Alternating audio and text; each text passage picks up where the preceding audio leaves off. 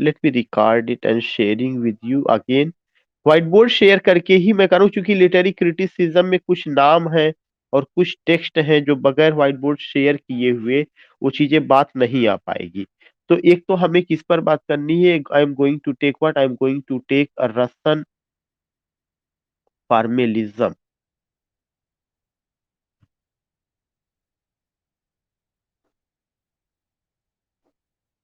Here you will find कि जो ये रसन फार्मेलिज्म है, ये सबसे पहला चीज की, ये जो मॉस्को लिंग्विस्टिक सर्किल है या उससे एसोसिएटेड थे, और ये 1920 से 1930 ईस्वी के बीच में Russell formalism.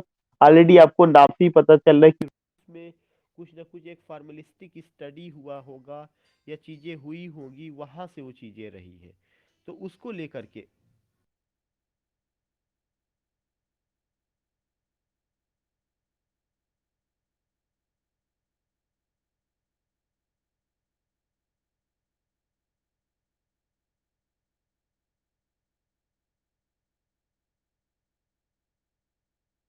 So I was telling you, what I was telling you कि जो रसन फार्मेलिज्म है, यह Russian formalism, you will come to know, एक सबसे पहला जो पॉइंट बनता है इससे रिलेटेड चीजें क्या है, the Moscow linguistic circle, the Moscow linguistic circle,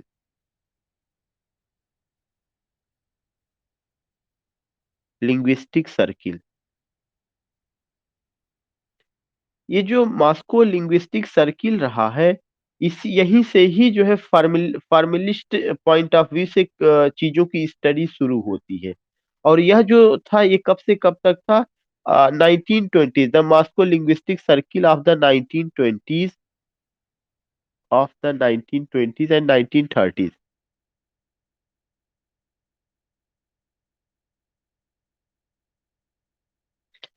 ये हमें पता है कि मास्को रसा में है, और उसका टाइटल भी है कि रसन फार्मिलिज्म। इसका मतलब कि ये जो क्रिटिसिज्म था या जो एक अप्रोच था लिटरेचर की स्टडी का, ये कहाँ पे जो है आता है, रूस में आता है। इट केम इन रसा, और वहाँ मास्को शहर में 1920 से 30 के दशक में, 20 और 30 में जो है, you will come to know कि एक फॉर्मल स्टडी ऑफ लिटरेचर की बात होती, वहां पे चीज शुरू होता। और यही सारी चीजें जो है टीएस एलियट भी डायरेक्टली और इनडायरेक्टली, आई ए रिचर्ड्स भी, एफ आर लीविस भी, वो लोग भी जो है फॉर्मल स्टडी ऑफ लिटरेचर की बात इंग्लैंड में भी कर रहे थे।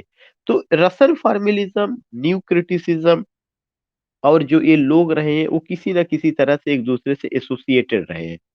दूसरा चीज आपको जो ये ध्यान में रखना है कि इसके अलावा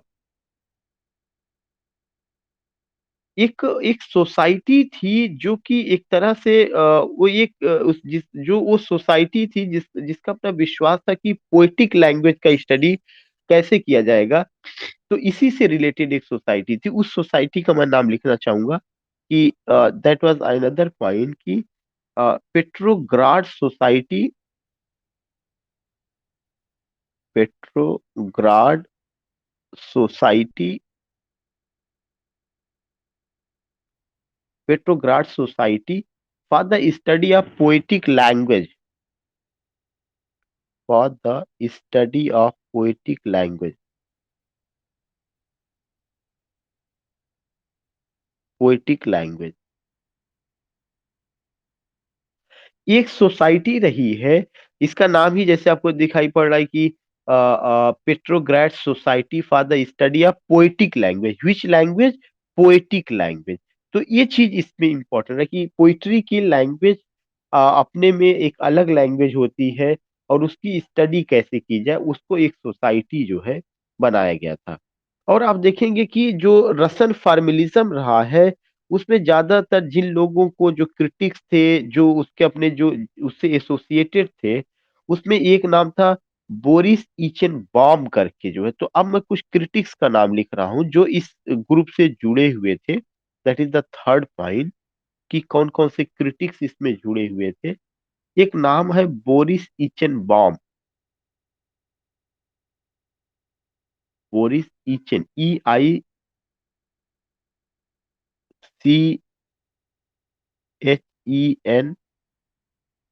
BAUM। दूसरा एक नाम है रोमन याकॉब्सन, ये बहुत ज्यादा इंपॉर्टेंट नाम है, रोमन याकॉब्सन। याकॉब्सन का स्पेलिंग जे से है, JAKOBSON, KOBSON।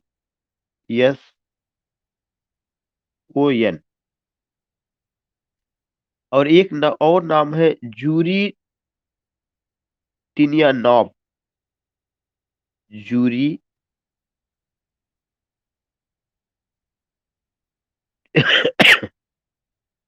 टिनियानॉव, TYNYANAVE,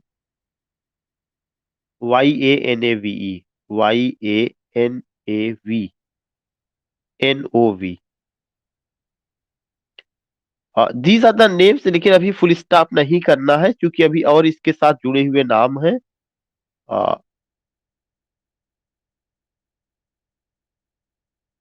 so you will come to know, ये रहे हैं। इसके अलावा एक और नाम है Victor Shklovsky, Viktor VIKTOR,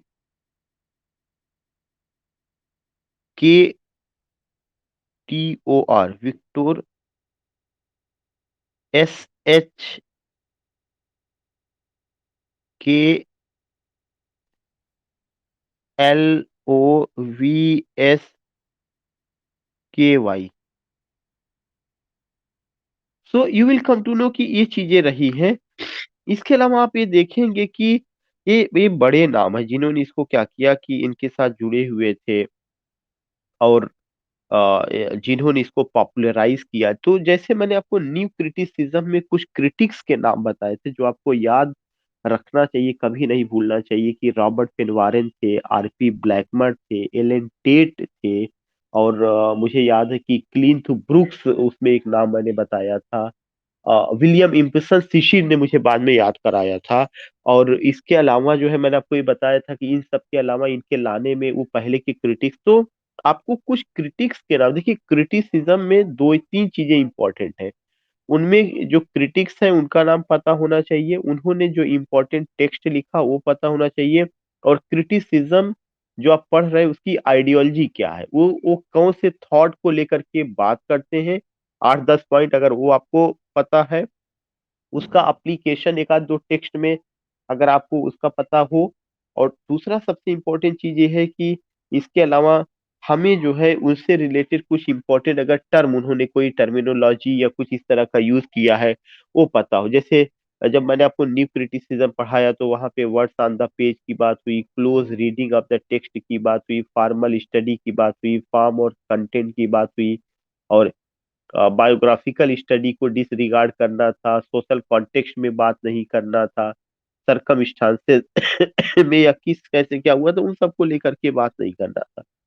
so what I want to say कि Boris Eichenbaum, Roman Jakobson, Yuri T Tynyanov, Victor, जो इस ये सब जितने भी रहे हैं, you you will come to know कि इन सब का एक अपना अलग इम्पोर्टेंस रहा है, और इन पर आपको ये सब चीजें रखनी है या ध्यान में रखना चाहिए। तो अब उसके बाद आपको मैं बता दूं कि कुछ जो टेक्स्ट है, वो ये तो क्रिटिक्स के नाम होगा जो हमें या आपको सबको ध्यान में रखना है कि ये इससे जुड़े हुए क्रिटिक्स है। ऐसा नहीं कि इनको हम ले जाके न्यू क्रिटिसिज्म वालों में जोड़ दें, रसन फार्मिलिस्ट के अपने क्रिटिक्स हैं, उनका अपना वो रहा है।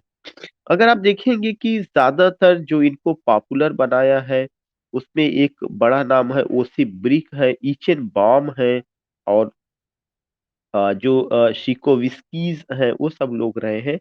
But here I would like to write some work जो है, अब जो मैं बात करूंगा वो मैं चौथे पॉइंट में कुछ क्रिटिक्स और उनके वर्क को बात करूंगा। वो क्रिटिक्स और वर्क कौन कौन से रहे, एक तो जो शिकोविस्कीज का पोएटिक्स करके एक वर्क रहा है, SHKLOVSKY एपोस्ट्रोफी एस, और इनके वर्क का नाम है पोएटिक्स। अब अगर आप देखेंगे कि पोएटिक्स जो रहा है वो अरिस्टोटल ने भी लिखा है, और पोएटिक्स जो है यहाँ पर भी रही है। एक उनका बुक आया हुआ, ये 1919 में आई है। लेकिन अभी तक जब भी पूछा गया है, वो किसका पूछा गया, अरिस्टोटल को ही लेकर के, कि पोएटिक्स किसका वर्क रहा, अरिस्टोटल को लेकर के, उन्हीं का ही चीजें आई हुई है। और आप देखेंगे कि इन्हीं जो जो जो शिकोविस्की है, इन्हीं का एक दूसरा बहुत इंपॉर्टेंट वर्क आया हुआ है, on the theory of pros करके। एक तो पहला वर्क इनका हो गया, यहाँ पे if I use the word number one. दूसरा मैं नेक्स्ट पेज पे करूंगा, इसी राइटर का, जो शिकोविस्कीस का पोइटिक्स है, इन्हीं का ही एक दूसरा वर्क है। आथर का नाम मैं नहीं लिख रहा हूं, मैं सीधा टेक्स्ट का ही नाम लिखूंगा। वो है on the theory of pros. On the theory of pros.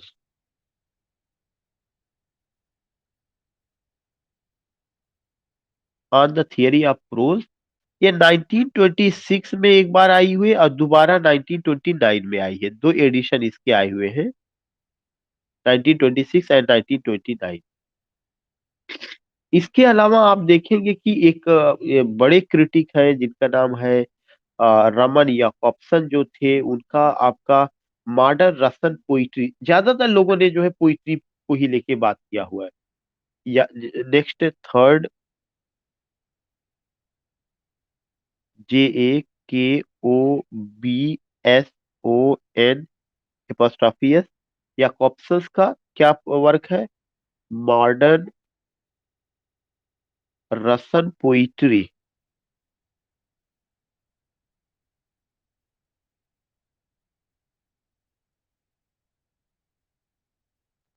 Modern Russian poetry, you will come to know, जो मॉडर्न रसन पोइट्री है 1921 में आई है।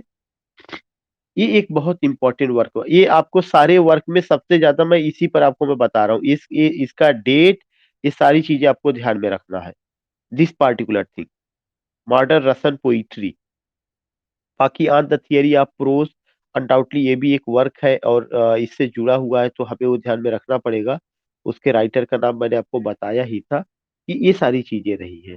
और एक और जो क्रिटिक थे व्लादिमीर, उनका है morphology of the folk tell.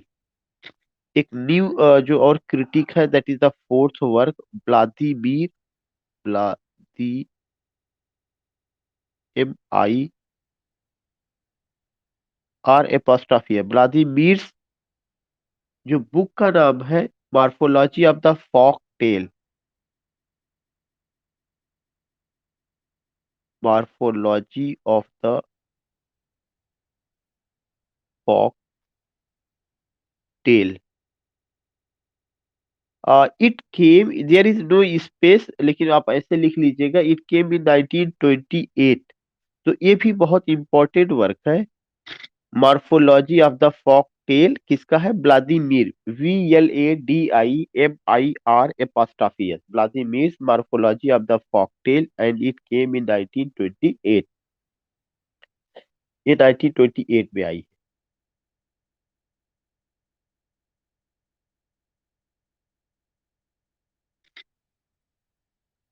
अब मेरे ख्याल से आपको ये समझ में आ गया होगा कि जब भी आप किसी क्रिटिसिज्म को पढ़ेंगे, तो आपको ये हमेशा पहला पॉइंट ये होना चाहिए कि वह क्रिटिसिज्म का वो जो थॉट है, वो कहाँ पे ब्लूम हुआ, वो कहाँ पे आया, उस थॉट के प्रैक्टिशनर्स कौन कौन से थे, उस थॉट के प्रैक्टिशनर्स ने कौन कौन सी टेक्स्ट लिखी है, उसके बाद उनकी जो आइडियोलॉजीज रही है वो क्या रही है।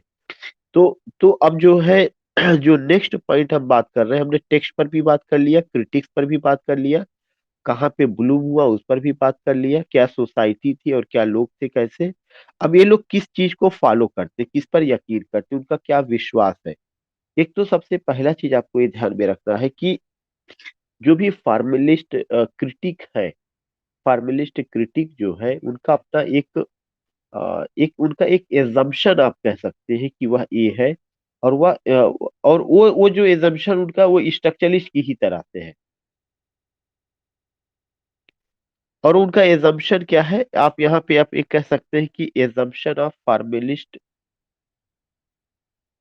या एक इम्पोर्टेंट पॉइंट है कि what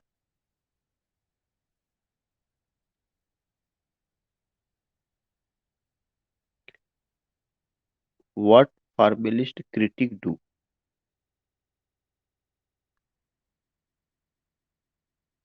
फार्मेलिस्ट critics do.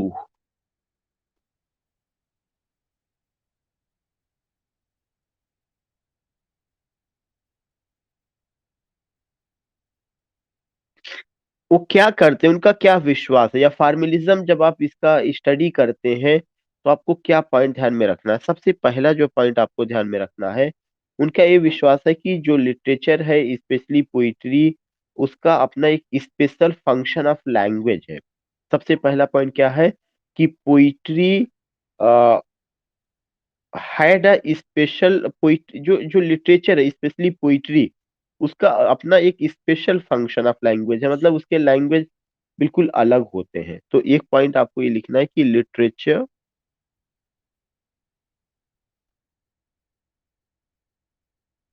Specially poetry,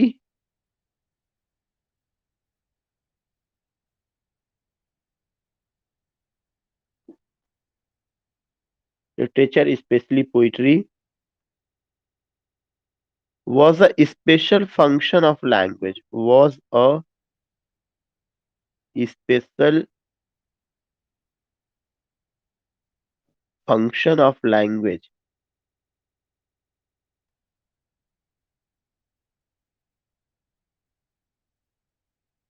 was a special function of language। ये एक important point है। Literature specially poetry was a special function of language।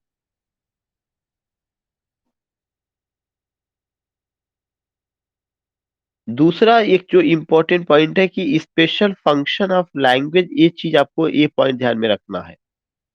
और ये जो स्पेशल फंक्शन ऑफ लैंग्वेज है, इसको आपको कैसे पता चलेगा कि उसका कैसे क्या है?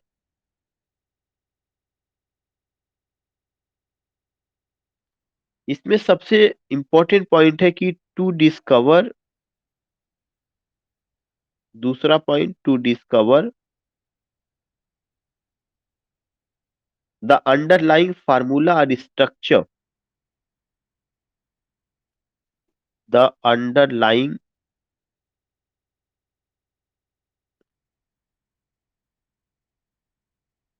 फार्मूला, FORMULA,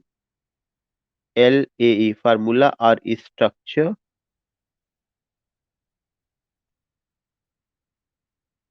और structure of a literary text,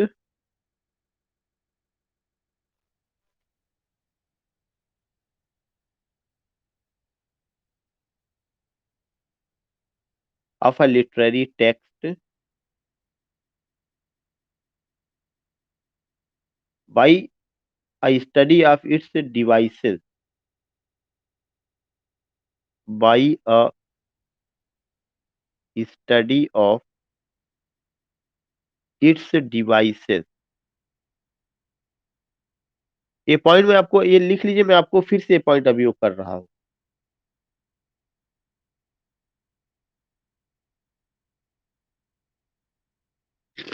तीसरा पॉइंट जो बहुत ही सिग्निफिकेंट, आप ये देखेंगे कि कैसे उन्होंने कहा,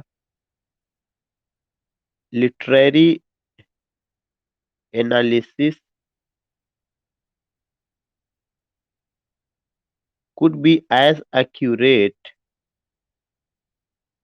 could be as accurate and precise as science।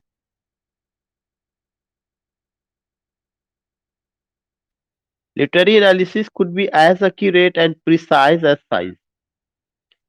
These are the 3 points। So what I want to say कि what formalist critics do, what they do, सबसे पहला चीज की लिटरेचर, लिटरेचर स्पेशली पोइट्री, खासकर मैं यहाँ पे हाईलाइट करूंगा कि न्यू क्रिटिक्स भी पोइट्री पर ही बात किए हैं इन्होंने भी, कि पोइट्री में क्या होता है, स्पेशल फंक्शन ऑफ लैंग्वेज होता है।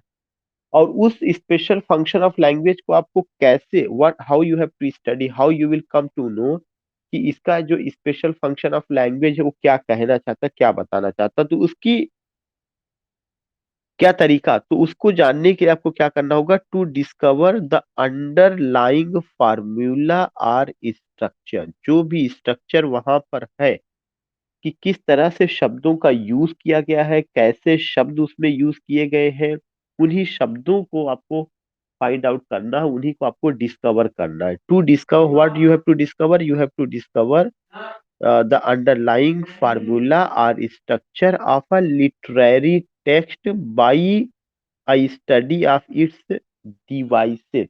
What devices? Literary devices. और यह जो लिटरेरी डिवाइसेस है, इसका मतलब यह है कि उसकी जो लिटरेरी टेक्निक्स है, जो सिंबल है, जो इमेज है, आयरनी है, सटायर है, फिगुरेटिव लैंग्वेज है, कुल मिला करके वर्ड्स ऑन द पेज। और वर्ड्स ऑन द पेज का मतलब कि what type of words they have used and what type of literary devices they have used, you have to go with these literary devices. You should try to think out about the form of the poem, not the content. तो उन्होंने कहा कि जो poetry है उसका अपना एक special language है, और जब उसका लैंग्वेज वैसा होता है तो उसमें क्या बताना चाहते हो, क्या दिखाना चाहते हैं, कैसे आपको पता चलेगा उसकी लैंग्वेज स्पेशल है या उसका फंक्शन स्पेशल है। उसके लिए आपको क्या करना है, you have to discover underlying formula और structure of a literary text by a study of its devices. फिर उन्होंने कहा कि literary analysis could be as accurate and precise as science. Literary analysis could be, या क्या होगा, as accurate and precise as science. सबसे important उन्होंने कहा कि लिटरेरी जो एनालिसिस है या ऐसी ही मतलब कुड बी एज एक्यूरेट, या ऐसा एक्यूरेट होगा और प्रिसाइज होगा एज साइंस। तो these are very important thing जो हमें ध्यान में रखना है कि literary analysis could be as accurate and precise as science. तो रिमेम्बर दैट कि ये सब बहुत इंपॉर्टेंट पॉइंट है जो उन्होंने बताया कि लिटरेचर का स्टडी, पोइट्री का स्टडी भी आपको साइंटिफिक पॉइंट ऑफ व्यू से उसमें भी एक्यूरेटनेस लाना है। वह उतना ही प्रिसाइज हो सकता है जितना कि स्टडी ऑफ साइंस होता है। मैं आपसे, आप सारे लोग जुड़े हुए हैं, क्योंकि मैंने स्क्रीन शेयर किया, तो आई डोंट नो कि how many people have joined us. आप में से कोई भी ये बता सकता है कि लिटरेरी स्टडी वैसे ही एक्यूरेट या प्रिसाइज हो सकता है जैसा कि साइंस? इसका क्या मतलब, what do you mean by this? दूसरा सबसे इंपॉर्टेंट पॉइंट ये है कि ये चीज कैसे पॉसिबल है।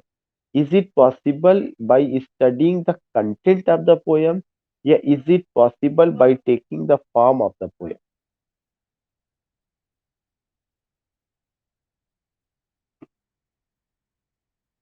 वैभव ji? Yeah, that's good. Form of the poem, form of the poem का मतलब है कि आउटर अपीयरेंस। जब आप लैंग्वेज की बात करते हैं तो लैंग्वेज उसका कंटेंट नहीं है। जैसे अगर मैं कहूँ कि मेरा अपना शरीर है, तो मेरा शरीर जो है आउटर अपीयरेंस है। लेकिन अगर ये कहते हैं कि मेरे शरीर में आत्मा मेरी निवास करती है, तो आत्मा उसका इनर पार्ट है। आप उसको ये नहीं देख सकते आत्मा क्या है क्या नहीं है। लेकिन जो आपका कंटेंट है वह एक तरह की आत्मा होती है, और उस कंटेंट को जैसे सजाया गया है, तो जो सजाया जाता है किसके माध्यम से, लैंग्वेज के माध्यम से। उन्होंने पहले ही कह दिया, ये मैं पॉइंट फिर से यहाँ बताना चाहूंगा कि जो पोइट्री है, पोइट्री में क्या होता है, special function of language. Poetry की लैंग्वेज स्पेशल होती है, और उसको डिस्कवर करने के लिए यह जरूरी है कि पोइट्री जो जिस जिस रूप में लिखी गई है उसका स्ट्रक्चर कैसे है, उसका फार्मूला कैसे है, और साथ ही साथ जो वो लिटरेरी टेक्स्ट है, उस पर्टिकुलर लिटरेरी टेक्स्ट का उसका एक स्टडी करना है। और वो स्टडी क्या है, उसकी डिवाइसेस को, डिवाइसेस का मतलब सिंबल हो गया, फिगर ऑफ स्पीच हो गया, आयरनी हो गया, मेटाफर हो गया, सिमली हो गया, और रिदम हो गया, राइम पैटर्न, ये सब पहली बातें हो चुकी है। तो जो जो मैंने आपको प्रैक्टिकल क्रिटिसिज्म में पढ़ाया था, प्रैक्टिकल क्रिटिसिज्म भी फॉर्म पर ही इंपॉर्टेंस देता है। लेकिन मैंने आपको अगर क्वेश्चन पूछा तो तीसरा कि उन्होंने ये कहा कि literary analysis could be as accurate and precise as science. Literary analysis ऐसे ही एक्यूरेट हो सकता है, उसको भी टू द पॉइंट स्टडी किया जा सकता है, जैसा कि साइंस। साइंस में क्या होता है, एक्सपेरिमेंट होता है। एक्सपेरिमेंट में अगर कोई चीज निकल करके आ रहा है, then you will come to know या ये फैक्ट है और ये सही है। उसमें इफ एंड बट की कोई, there is no possibility of if and but. but in literary when you talk about literature, especially fine means especially literature of power, in literature of power always there is the possibility, it may be, it may be, it may be, it may be। लेकिन when you से कि literature का study वैसे ही हो सकता है जैसे कि अक्यूरेट और साइंटिफिक या प्रिसाइज वे में, जैसा कि किसका होता है, साइंस का होता है। यह तभी संभव है when you take what, when you take the particular formula, the particular structure, the particular devices या फॉर्मल स्टडी ऑफ लिटरेचर या form of the poem. When you take this point then you are able to understand कि हाँ ये चीजें हैं। आप ये मुझे बताइए, अगर मैं आपसे ये कहूंगा कि इस लाइन में कौन सी फिगर ऑफ स्पीच का यूज किया गया है, तो आप जो है क्या करेंगे। और जैसे अगर मैं कोई एग्जांपल के तौर पे कोई भी मैं आपको दूं, if I use the word की the ploughman homeward plods his weary way, जो किसान है वो थके हुए रास्ते से घर को वापस आ रहा है। इफ आई आस्क यू कि what type of figure of speech do you find, तो यू विल से कि ट्रांसफर्ड एपिथेट, ने किसान ने अपनी थकावट को रास्ते में ट्रांसफर कर दिया, देखा है। अब आप ये बताइए, आपने इसमें ये तो कहा नहीं कि सर नहीं इसमें जो है सिमली है, इसमें मेटाफर है, क्योंकि उसका एक फार्मूला डेवलप किया गया। वह क्या फार्मूला, कि अगर इस तरह की बातें होंगी तो उसको आप क्या कहेंगे, उसको आप ये कहेंगे कि ये कौन सा फिगर ऑफ स्पीच है, या जो है ट्रांसफर्ड एपिथेट है। दूसरा अगर कोई होगा तो उसको आप सिमली बताएंगे, तीसरा कोई होगा तो उसको आप मेटाफर बताएंगे। तो ये क्या है, ये साइंटिफिक स्टडी है, एक फार्मूला है, एक उसका स्ट्रक्चर है, और उसको लेकर के आपको पता चल रहा है। तो ये किसका हिस्सा है, यह आपका पोयम का फॉर्मल स्टडी, ये पोयम का फॉर्म है, ये पोयम का फॉर्म आपको बता रहा है। तो फिगर ऑफ स्पीच हो गया, सिंबल हो गया, इमेज हो गया, आयरनी हो गया, सटायर हो गया, रिदम हो गया, राइम पैटर्न हो गया, साउंड हो गया, बीट हो गया। इसके अलावा जो है उसका वर्ड्स फॉर्म हो गया, फॉर्म ऑफ द पोयम हो गया। When you take stanza form हो गया, स्टाइल हो गया, सेटिंग हो गया, मूड हो गया, म्यूजिक हो गया। If you take these points, it means that you are talking about the formal study of the poem. You try to know कि what ultimately has been put here, and वो चीज क्या signal दे रहा, what do you want to get. तो ये point है, यही 3 पॉइंट ऐसा है जो आपको बहुत कुछ बता देता है कि आखिर ये लोग क्या करते थे और ये लोग क्या चाहते हैं। तो एक सबसे इंपॉर्टेंट पॉइंट ये आपके सामने आया हुआ है।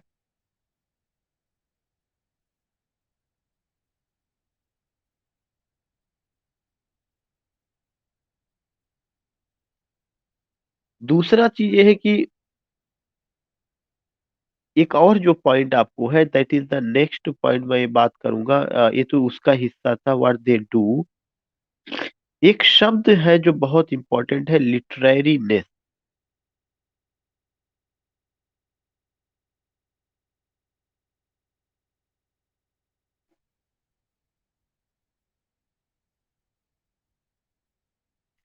एक शब्द है जो इससे जुड़ा हुआ है, लिटरेरीनेस। जो जो आपका लिटरेरी लैंग्वेज है, वह जो है एक्सटेंशन है, किसका एक्सटेंशन है, एवरीडे लैंग्वेज का। लेकिन लिटरेरी लैंग्वेज डिफरेंट वे में यूज किया जाता है। तो रिमेम्बर दैट कि इसके लिए आपको ये जानना जरूरी है कि लिटरेरीनेस से क्या मतलब होता है, कि which language become a literary language and when do you find literariness in any language. These are the two question. वह कौन सी लैंग्वेज है जो लिटरेरी लैंग्वेज बन जाती है, and and how do you come to know कि that there is literariness in this language, इस language में लिटरेरीनेस है। These are the two important points जो आपको एक चीज ये ध्यान में रखना है कि सबसे पहला चीज की लिटरेरी लैंग्वेज,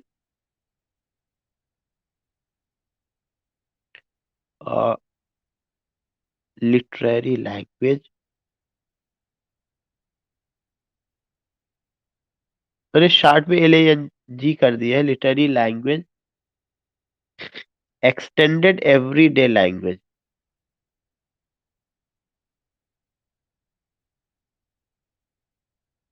एवरीडे लैंग्वेज, जो लिटरेरी लैंग्वेज है वह एक्सटेंशन है, किसका एक्सटेंशन है? एवरीडे लैंग्वेज का। जब हम लोग एवरीडे लैंग्वेज का यूज करते हैं, और तो वही चीजें होती है लिटरेरी, लेकिन वो क्या होता है कि यही एवरीडे लैंग्वेज क्या हो जाता है, used in a different ways, used in a different veg.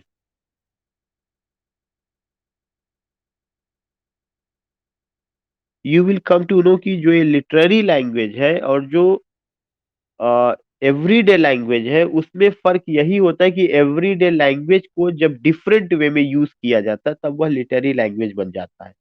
अब सवाल ये उठता है कि वह डिफरेंट वेज है क्या। और खास करके जो रसन फार्मेलिस्ट है, वो जो है, या जो जो क्रिटिक्स हैं, वो यही देखने की कोशिश करते हैं कि जो हमारा टेक्स्ट है, लिटरेरी टेक्स्ट है, वो जो है उसमें लिटरीनेस है या नहीं है। तो एक और चीज आपको ध्यान में रखना है कि literary text possessed literariness or not, possessed or literariness or not।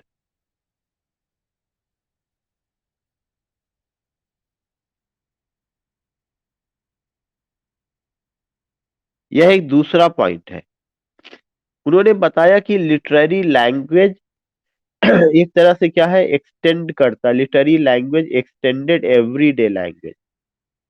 Literary language और एवरीडे लैंग्वेज, इन दोनों का को रिलेशन, और लिटरेरी लैंग्वेज क्या है, एक्सटेंड करती है एवरीडे लैंग्वेज को ही, लेकिन जो है जब उसको वह एक्सटेंड करती है तो that is used in different ways. जब वह डिफरेंट वे में यूज की जाती है तब वह किसको जन्म देती है, लिटरेरी नेस को जन्म देती है। और जो लिटरेरी टेक्स्ट है वह क्या करता है, pauses the literariness or not, यही क्रिटिक्स देखने की कोशिश करता है कि अगर किसी टेक्स्ट में लिटरेरीनेस है तो वह लिटरेरीनेस कैसे है, कैसे आया, उस पार्टिकुलर चीज को वह उसको देखने की कोशिश करता है। और जब वह उसको देखने की कोशिश करता है तब आप देखेंगे कि ये चीजें वहां पे आती है। और ये चीज कैसे होता है, उन्होंने इसके अलावा देखिए दो शब्द आपको ध्यान में रखना, one is literariness and second is literary language. Literary language extended every day language, लेकिन वो everyday language used in a different way. जैसे उसमें इमेजिनेशन भी हो गया, figurative language, figures of speech use कर दिया गया, मेटाफर का यूज कर दिया गया। तो ये जो लैंग्वेज होगी, यह लैंग्वेज एवरीडे लैंग्वेज जो है वह क्या हो जाएगी, वह जो है आपका लिटरेरी लैंग्वेज हो जाएगी। जैसे अभी मैंने एक एग्जांपल में अगर आपको दूं कि जैसे अगर कोई आदमी ये कहता है कि मैं रात भर परेशान था और मुझे नींद नहीं आई, लेकिन अगर कोई ये कहे कि मैं रात भर बेचैन तकिए पर सोया, तो अब उसने क्या कर दिया है कि लिटरेरी लैंग्वेज यूज कर रहा। क्यों? बिकॉज कि तकिया वॉज नॉट बेचैन, that person was in unrest and anxiety situation. तकिया was not restless, pillow was not restless, but he transferred his restless, his unrest anxiety, या उसका जो बेचैनी था, where in in a particular object that is pillow. तो ये चीज क्या हो रहा है कि जो एवरीडे लैंग्वेज है, उस एवरीडे लैंग्वेज को उसने किस में तब्दील कर दिया, लिटरेरी लैंग्वेज में तब्दील कर दिया। अब जब उसने उसको लिटरेरी लैंग्वेज में तब्दील किया तो क्या यूज किया, figure of speech, transferred epithet जो फिगर ऑफ स्पीच है उसमें उसको उन्होंने देखा। खास करके इफ यू टेक मैकबेथ, मैकबेथ जो प्ले है उसमें कितनी जगह पर आप देखेंगे कि सिमली का, मेटाफर का, आयरनी का, सटायर का, such a thing you find, such a thing you go. So what I want to say कि literary language that is highly significant, और this literary language that is the extension of everyday language, you will come to know कि everyday language becomes literary language only in that situation when it is used in different ways। Number one point, और वह different ways क्यों होता है? किसी भी language को literariness बनाने के लिए। और यह आप क्या देखते हैं, जब लैंग्वेज जो है लिटरी यूज की जाती है, तो जो रसन फार्मलिस्ट या फॉर्मल स्टडीज के जो भी लोग हैं, वे देखते हैं कि जिस टेक्स्ट को उन्होंने लिया हुआ, जो लिटरेरी टेक्स्ट उनके पास है, वह लिटरेरी टेक्स्ट में लिटरेरीनेस है या नहीं, literary text possessed a literariness or not, this is the point. इसीलिए मैंने इस शब्द को एक्सप्लेन किया कि लिटरेरीनेस से क्या मतलब है। अब सवाल ये उठता है कि लिटरेरीनेस आएगा कैसे? लिटरेरीनेस तब आएगा जब आप इसको फॉलो करेंगे। एक और उनका शब्द है, दैट इज डीफेमिलियराइजेशन।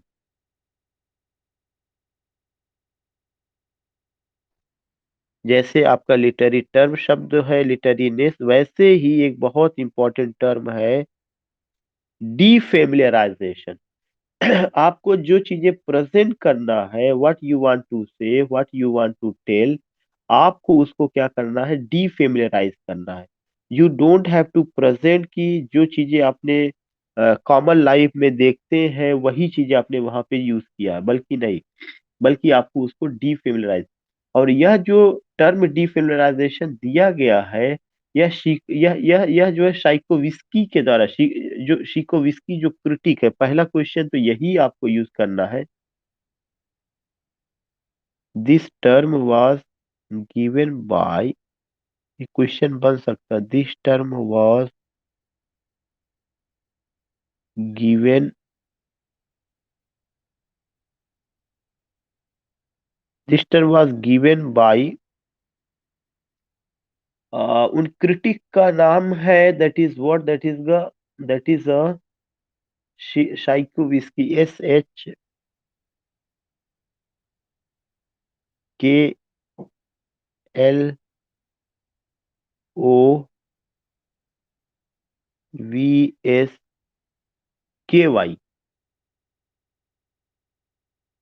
इस टर्म को एक इंपॉर्टेंट क्वेश्चन यही बन रहा है कि डीफेमिलियराइजेशन का जो कॉन्सेप्ट है, it was given bye whom, defamiliarization का concept it was given by Shklovsky, जो क्रिटिक है उनके द्वारा दिया गया है। दूसरा एक इंपॉर्टेंट चीज है कि डीफेमिलियराइजेशन से मतलब क्या है? डीफेमिलियराइजेशन से मतलब यही है कि जो एवरीडे ऑब्जेक्ट्स है, वह डिफरेंट वे में नजर आना चाहिए। जो लैंग्वेज है वह जो है,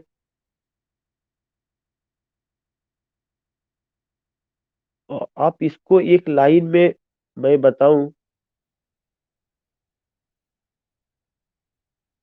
एक एक वर्ड में डीफेमिलियराइजेशन का मतलब कि समथिंग स्ट्रैंज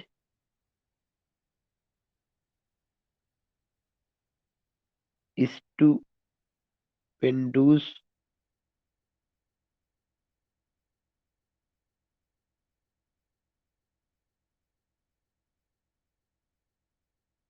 मैग्निफिसेंट, समथिंग, सबसे इंपॉर्टेंट वर्ड स्ट्रैंज। जो चीजें आपको डेली लाइफ में नजर आती हैं, उन सब चीजें ऐसा पेश की गई हैं कि वह चीज कैसे नजर आ रहा है, बिल्कुल स्ट्रैंज नजर आ रहा है, this particular thing.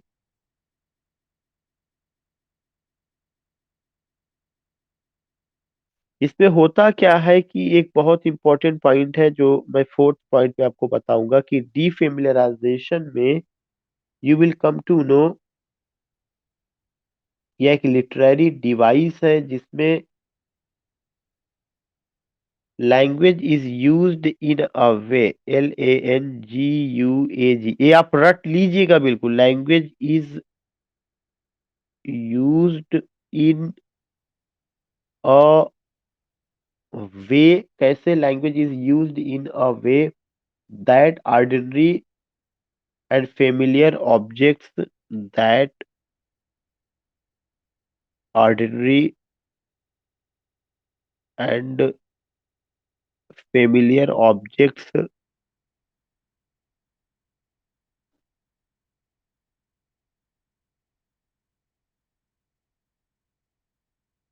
Familiar objects are made to look different, made to look different.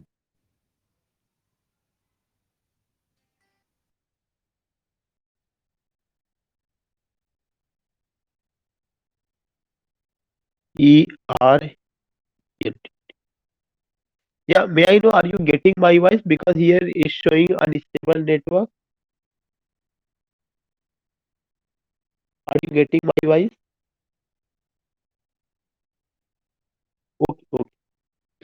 सो एक चीज बहुत ज्यादा इम्पोर्टेंट जो चीज है कि इसमें जो लैंग्वेज है, language is used in a वे, जो भी डिफेमिलियराइजेशन जो कॉन्सेप्ट है जो उस क्रिटिक ने दिया हुआ है शिकोविस्की ने, उन्होंने कहा कि यह एक ऐसा कॉन्सेप्ट है जिसमें आप लैंग्वेज का यूज किया जाता है या लैंग्वेज से रिलेटेड है। Language is used in a way that ordinary and familiar object, जो ऑर्डिनरी और familiar object which you see in a day to day life are made to look different, उसी को डिफरेंट वे में पेश कर दिया जाता है। इवन इफ यू गो, अगर आप देखेंगे डिफेमिलियराइजेशन का concept Rime of the Ancient Mariner जो पोयम है एस टी कॉलरिज का, यू कैन जस्ट सी कि there is a bird albatross, when that bird is killed by a sailor, it turns into a snake and that snake comes around the neck of that sailor.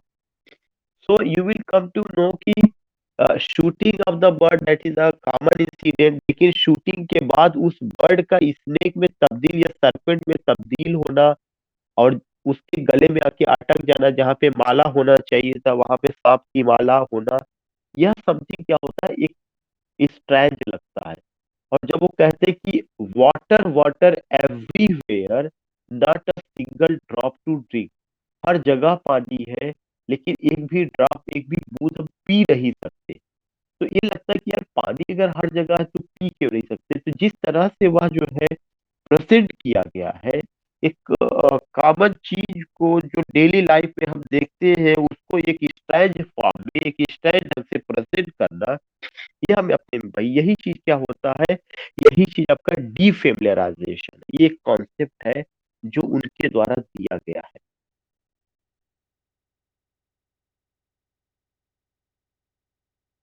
और उन्होंने माना कि poetry में ही सबसे ज्यादा डीफेमिलियराइजेशन का use किया जाता है, वही चीजें हैं। और बाकी ऐसा बहुत और कुछ नहीं, ये सब चीजें उनका रही है जहाँ पे हमें बात करना था।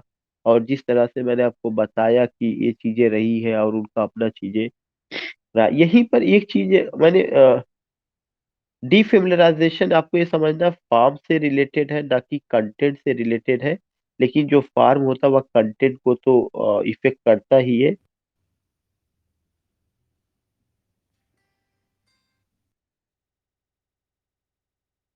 सो दीज आर द पॉइंट्स। दूसरा चीज की,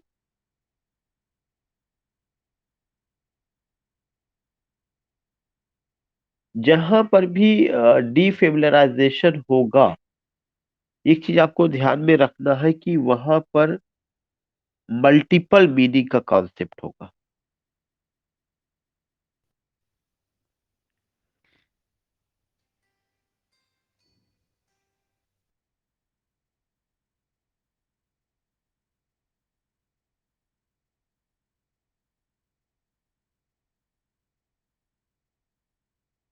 वहां पे जो होगा मल्टीपल मीनिंग का कॉन्सेप्ट होगा।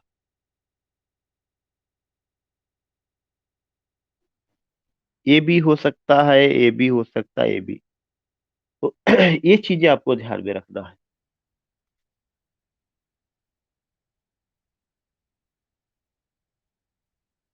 एंड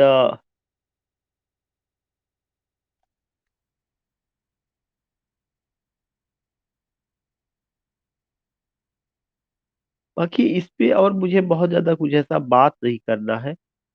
मैंने आपको पहले ही बता दिया कि उन्होंने इस पर फोकस नहीं किया कि क्या कहा गया, प्लॉट या कैरेक्टर या थॉट उनकी नजर में इम्पोर्टेंट नहीं है, बल्कि क्या नजर में इम्पोर्टेंट है, उनकी नजर में आपको जो चीज इम्पोर्टेंट है दैट इज आपका formal study of the poem, specially poetic language, literariness, defamiliarization, और ये सब चीजें इंपॉर्टेंट है।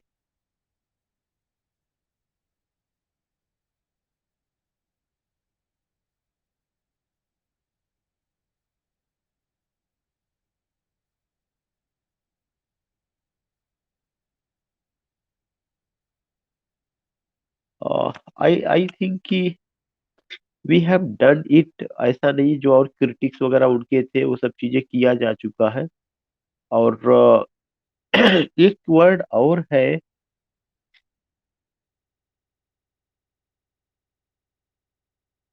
एक वर्ड मैं और लिखना चाहूंगा, रिप्रेजेंटेशन। रिप्रेजेंटेशन, इससे इससे मतलब ये है कि कैसे चीजों को लिटरेरी लैंग्वेज में रिप्रेजेंट किया गया है, रिप्रेजेंटेशन का यहाँ पे।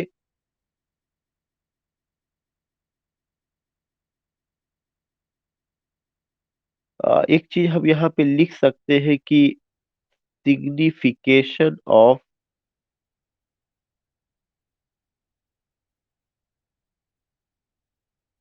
Reality, signification of reality.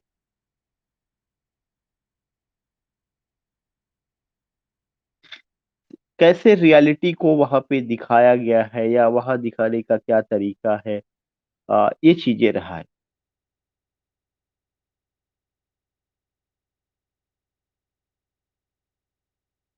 So these are nothing nothing more at all, ये सारी की सारी चीजें रही है, तो इतना सारी चीजें हैं।